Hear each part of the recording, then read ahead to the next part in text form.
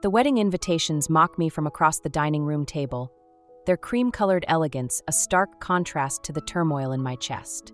I've been staring at them for hours, pen hovering over the address list, stuck on one particular name that should be simple but isn't. Dad. My phone buzzes. It's Mom. Have you started addressing them yet? Sort of. I twist a strand of hair around my finger, a habit I thought I'd broken years ago. I'm at Dad's name. Ah! The weight of understanding in that single syllable makes my throat tight. And I can't invite her, Mom. I won't. The words come out in a rush like I've been holding them back for years. Maybe hate. Alara, honey, it's your wedding. Your day. She pauses. But you know what this means. I do. The memory of last Christmas floods back, Dad's absent chair at dinner, Celeste's perfectly crafted text about his sudden flu. The same flu that miraculously cleared up the day after my graduation party years ago. The same convenient illness that kept him from my art show opening, my first book signing, every milestone that might have given us a chance to reconnect. He won't come without her. I trace the embossed edges of an envelope, but I can't watch her play the doting stepmother for one more event. Not this time. My fiancé Orion's footsteps echo from the kitchen. He appears with 2 cups of tea, setting one beside me without a word. His presence steadies me like always. Remember what happened at Juniper's wedding? Mom asks gently. How could I forget? Celeste, resplendent in white, upstaging the bride. The way she clung to Dad's arm, steering him away whenever I approached. Her theatrical tears during the father-daughter dance, lamenting how she'd never have that moment herself. That's exactly why I can't invite her. I take a sip of tea, letting the warmth spread through my chest. I won't let her make my wedding about her trauma of never having children. Again, your father will be hurt. Dad's been hurting me for 15 years. The words taste bitter. Ever since he let her move into our house 2 months after you left. Remember when she threw out all my childhood photos because they cluttered the living room? I remember. Mom's voice hardens. I also remember her telling you that your art was just a hobby, right before your college applications were due. Orion's hand finds my shoulder, squeezing gently. He knows this story. He knows all of them. I'm addressing the invitation to Dad only, I say, finally putting pen to paper. If he chooses not to come, that's his decision. Not mine. Are you ready for the fallout? No. But I write anyway, my handwriting steady despite the trembling in my chest. Gideon Matthews. No, and guest. No Celeste. Just my father's name, alone on the cream-colored envelope like a challenge. I have to be. I seal the envelope before I can change my mind. It's time he really chose between us. After hanging up, I stack the addressed invitations neatly, leaving Dad's on top. Tomorrow, they'll all go to the post office. Tomorrow, I'll set this wheel in motion. But tonight, I curl into Orion's arms on the couch, trying to ignore the notification light blinking on my phone. It's probably Celeste, asking about wedding plans she has no right to know about. Or maybe it's Dad, with another excuse for missing dinner last week. Either way, I'm done pretending. Done playing the dutiful daughter while she orchestrates my father's disappearing acts. The invitation sits on the table, a white flag-turned weapon. Let the war begin. 3 days after mailing the invitations, Dad's number lights up my phone during lunch break. My stomach drops, but I answer anyway, stepping away from my desk at the gallery. I just got your invitation. His voice sounds tired, older than I remember. There must have been a mistake. No mistake, Dad. I lean against the cool brick wall of the storage room, grateful for its solidity. The invitation is just for you. Alara. He says my name the way he used to when I was young and being difficult about bedtime. You know I can't come without Celeste. She's my wife. And I'm your daughter. The words scratch my throat. Or at least I used to be. A long silence follows, filled with 15 years of missed dinners and empty chairs. I hear papers shuffling on his end, probably at his office, where he always seems to be when Celeste doesn't want him somewhere else. Is this about Christmas? He asks finally. Because we already explained. It's about everything. I check my watch. 5 minutes until my next client meeting. It's about every time you've chosen her over me since I was 14. That's not fair. I've never. Last month, I cut in. I invited you to dinner. Just you. You said yes. Then suddenly you had a work emergency. I did. I saw you, Dad. At Marcelo's. With Celeste. The same night, the same time I'd asked you to meet me at Carlo's.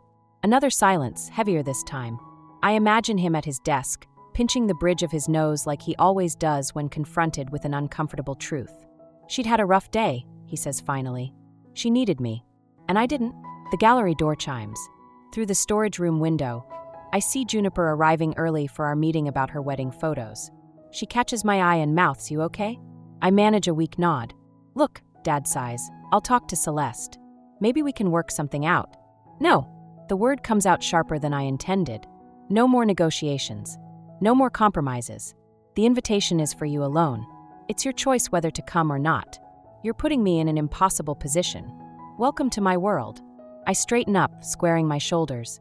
"I have to go. I have a client waiting." "Wait, please." He pauses, and I hear Celeste's voice in the background, asking who he's talking to. "Can we discuss this over dinner?" "Sure, Dad." I manage to keep my voice steady. "But just you. Friday at 7, Carlos. If Celeste shows up, I walk."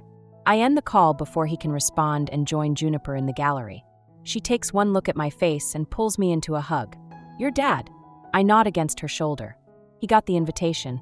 And now we wait to see if he remembers how to be a father instead of just a husband." Juniper squeezes my hand. "For what it's worth, I think you're brave. Standing up to them like this." I don't feel brave. I move to my desk, pulling out her wedding portfolio. I feel like that 14-year-old girl again, watching him choose someone else over and over. But this time you're choosing yourself. She sits across from me, her expression serious. That counts for something. I open the portfolio, but pause before starting our review. "June, do you think he'll come? To dinner, I mean." She considers for a moment. "I think he'll want to.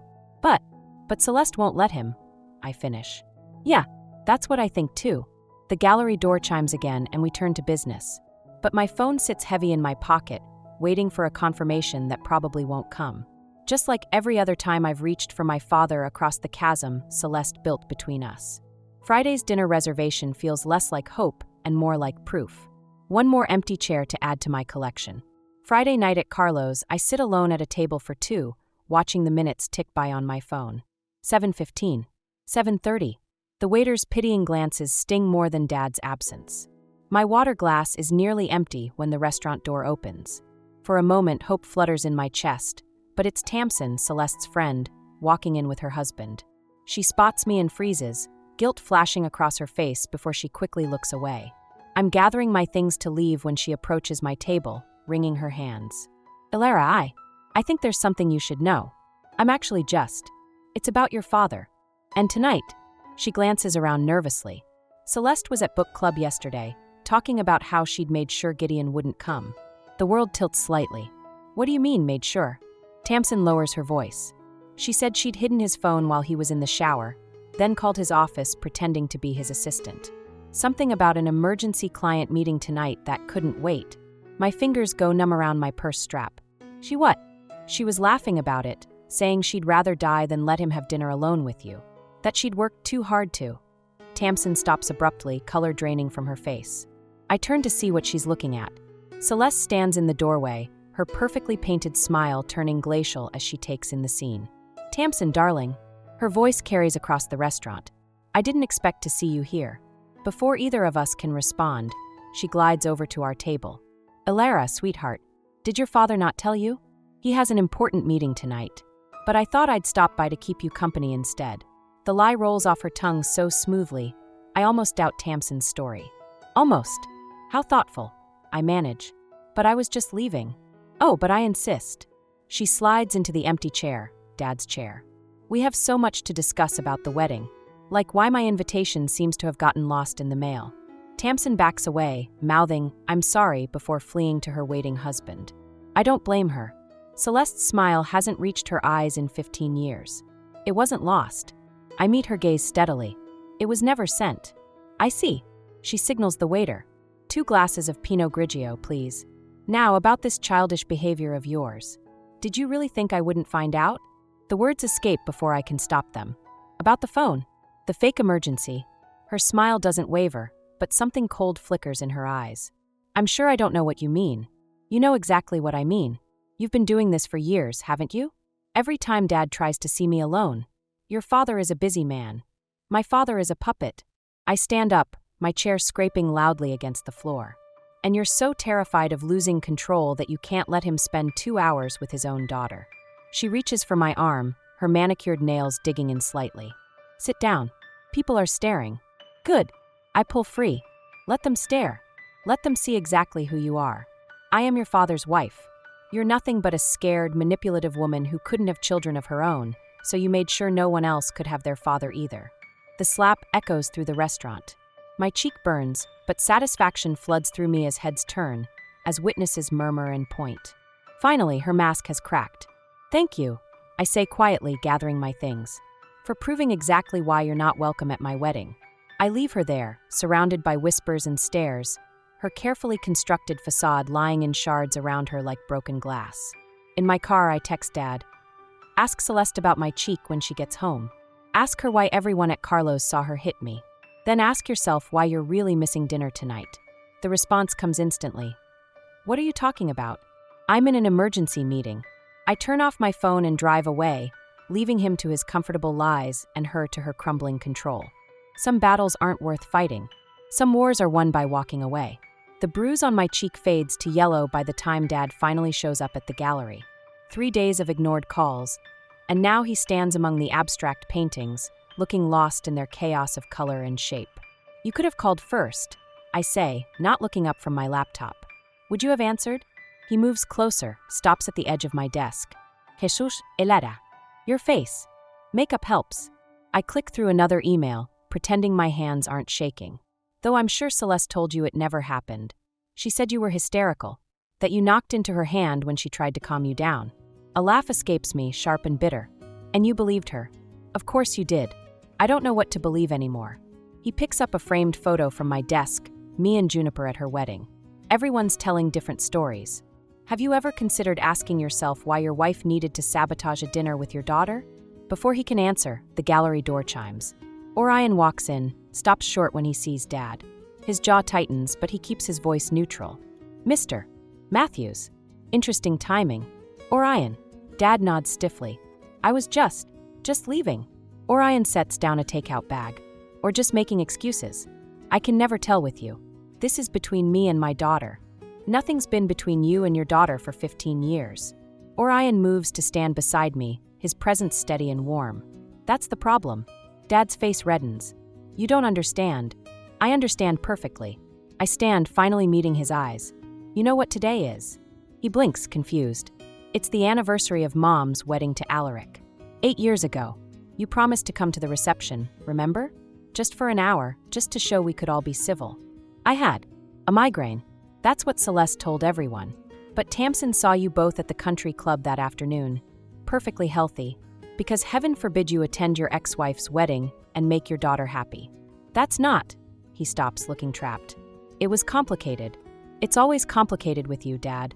Every game night, every graduation, every milestone, there's always some reason you can't show up. And they all lead back to her. She's my wife, and I'm your daughter. The words echo off the gallery walls. Or I was, before you let her erase me from your life. Silence falls, broken only by the soft hum of the gallery's track lighting. Dad sinks into a chair, suddenly looking every bit his age. I never meant to choose, he says quietly. But you did. Every time. I pick up the wedding photo he'd been looking at. You know who walked Juniper down the aisle that day? Alaric. My stepfather. The man who showed up to every art show, every birthday, every moment that mattered. He chose to be there, even though he didn't have to be. Elera, please. I'm not finished. My voice stays steady, even as tears threaten. You have one last chance to choose, Dad. My wedding. No celeste, no excuses. Just you, being my father for one day. He stands slowly, reaches for me, then lets his hand fall. I don't know if I can. I know. I turn away, back to my desk. That's the saddest part. He lingers by the door, like he wants to say more. But in the end, he leaves without another word, the door chiming softly behind him. Orion wraps his arms around me as I finally let the tears fall. You okay? No. I lean into him, watching through the window as Dad's car pulls away. But I will be. Sometimes letting go hurts less than holding on. The takeout grows cold on my desk as we stand there, surrounded by abstract paintings that suddenly make perfect sense. Beautiful things born from chaos, whole pictures made of broken pieces. A week before the wedding, Mom calls with the news I've been dreading. Your father's selling the house. I nearly dropped my coffee mug. The house, my childhood home, where my height marks still climb the kitchen doorframe, where my first paintings still hang in what used to be my bedroom. He can't. Celeste's already listed it. Tamsin told me they're showing it tomorrow. My hands shake as I pull up the listing on my phone. There it is, the Victorian with the red door, the garden where Dad taught me to plant sunflowers, the bay window where I used to read for hours. The description calls it a blank canvas ready for new memories. Ilara. Mom's voice softens. Are you there? I have to go. I end the call, grab my keys, and drive across town before I can think better of it. The for sale sign looks wrong in the front yard, like a headstone marking the death of something precious. I park across the street, watching a realtor lead a young couple through the front door, my door. A familiar car pulls up behind me. Juniper. Of course Mom called her. She slides into my passenger seat without a word, just hands me a tissue I didn't know I needed. I was going to tell you, she says quietly. I saw the listing this morning. Did you know they're gutting it? My voice cracks. The listing says major renovation potential. They're erasing everything. Maybe you could. Buy it. I laugh bitterly. Celeste made sure that wasn't possible. The asking price is double what it's worth. Movement at the house catches my eye. Celeste emerges onto the porch, elegant in cream linen, playing the perfect hostess to the potential buyers. She spots my car and falters for just a moment before her smile returns, wider and sharper. She's doing this on purpose, I whisper. The timing, the price, it's punishment for the wedding invitation. Elle, don't! But I'm already out of the car, crossing the street with purpose. Celeste's smile freezes as I approach. Darling. Her voice carries across the lawn, warning wrapped in sugar. What a lovely surprise. The couple turns, curious.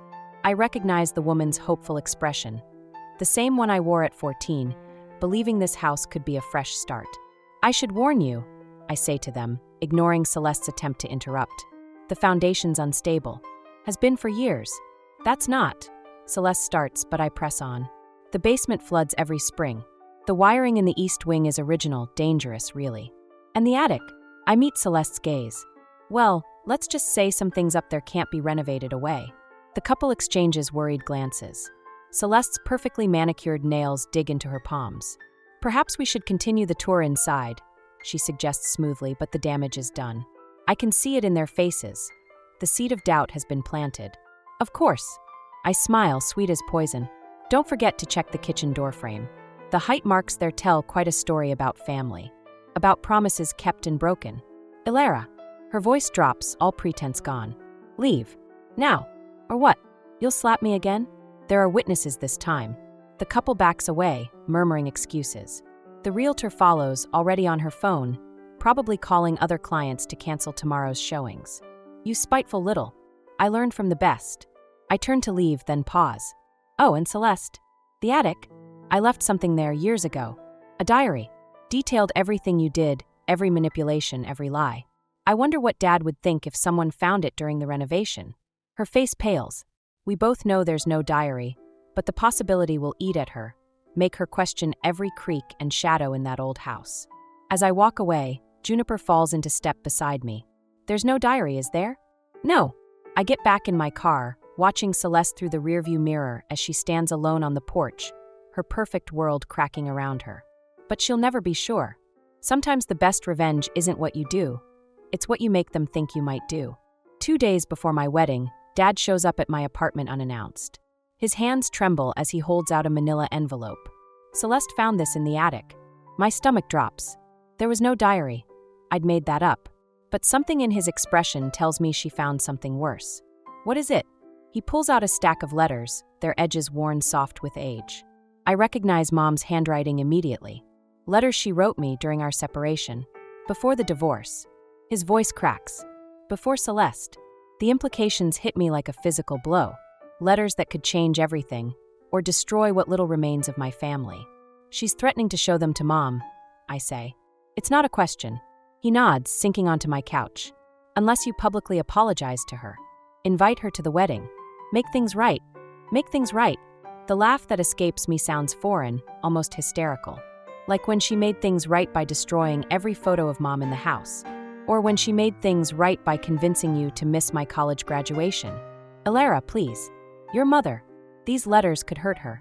Hurt Alaric. So you're here to protect Mom? That's new. His face hardens. I'm trying to protect everyone. No, you're trying to protect yourself. I snatch the letters from his hands. What's really in these, Dad? What are you afraid of? Before he can stop me, I unfold the first one. Mom's familiar script fills the page. Gideon, I know about her. About the affair. I can forgive the betrayal, but lying to Ilara. The room spins. You were seeing Celeste before the divorce? Ilara, while you and Mom were just taking a break, while you told me everything would be okay. He reaches for the letters, but I back away, reading faster. Each page reveals another lie, another betrayal. Mom had known everything, had offered forgiveness for my sake, and he'd chosen Celeste anyway. How long? My voice sounds distant, hollow. How long were you seeing her before you left us? 6 months. You won't meet my eyes. She understood me. Understood how to manipulate you, you mean? I throw the letters onto the coffee table. Get out. Ilara, if you'd just talk to Celeste. Get out. Each word feels like glass in my throat. And tell your wife she can do whatever she wants with those letters. I'm done protecting your lies. He stands slowly, age and guilt weighing heavy on his shoulders. You don't mean that. Think about your mother. Mom survived your betrayal once. She built something beautiful with Alaric. These letters, I gesture at them dismissively. They're just proof she was right to leave you.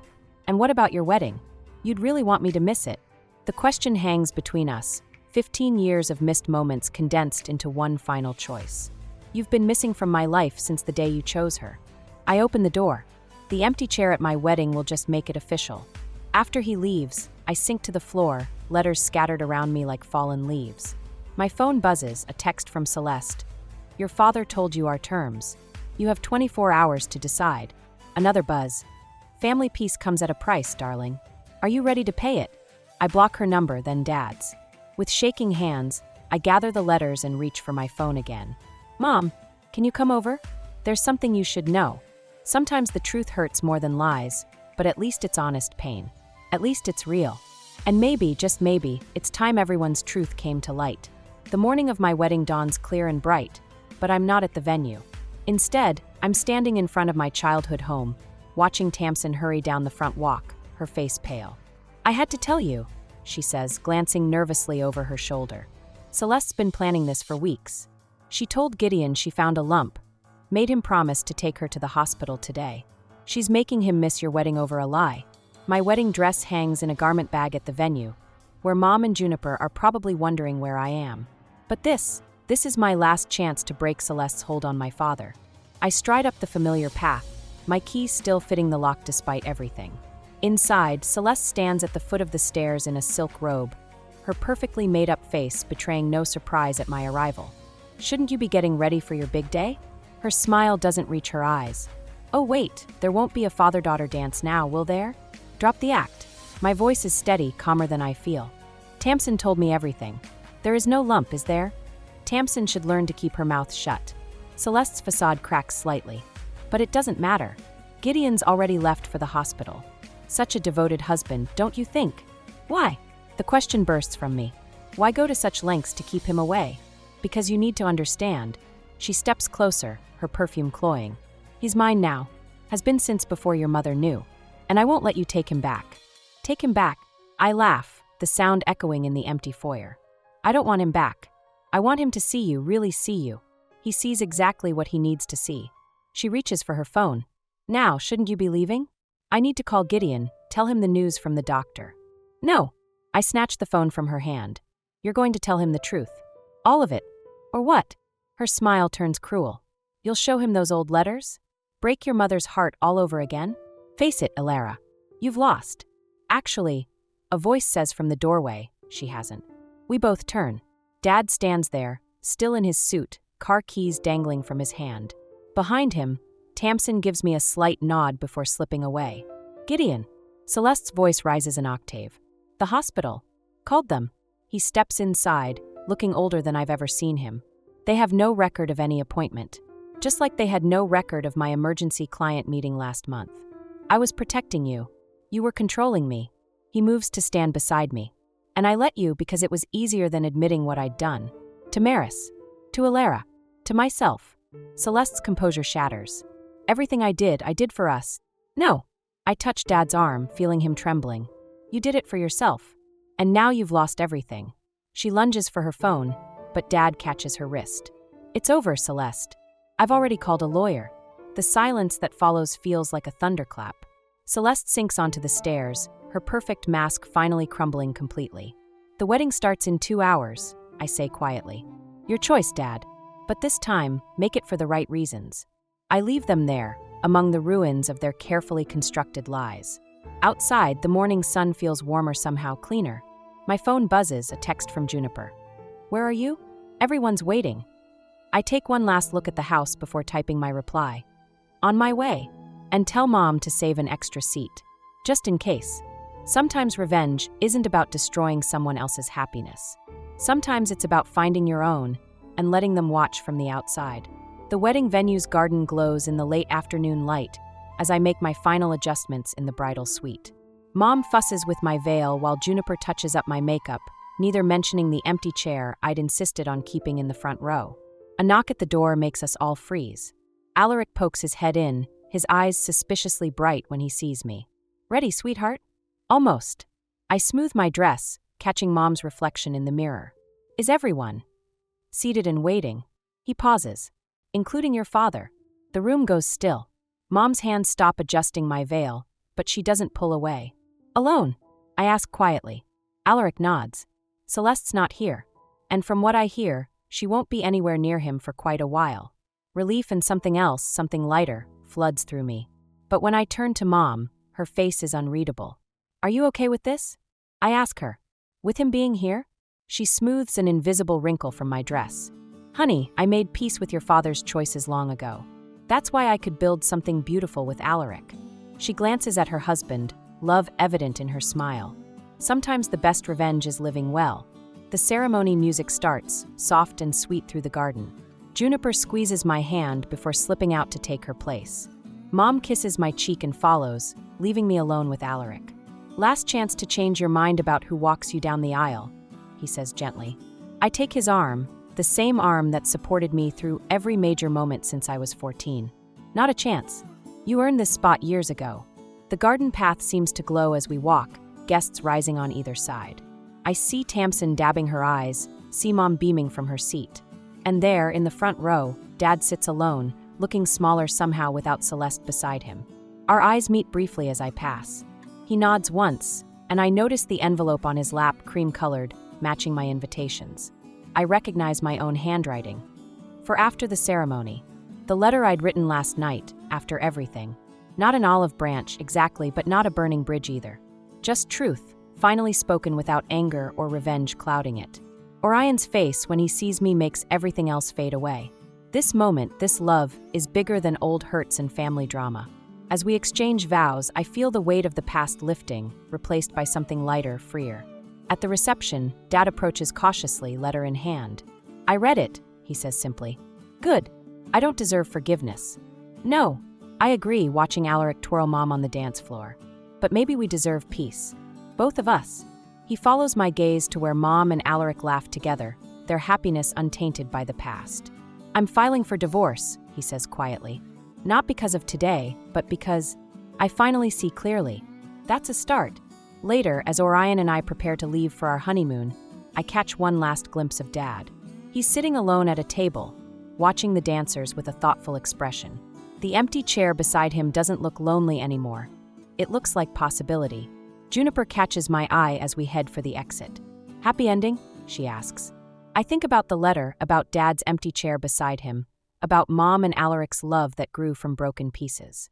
Not an ending, I say. Just a better beginning. Sometimes revenge isn't about making others hurt the way you hurt.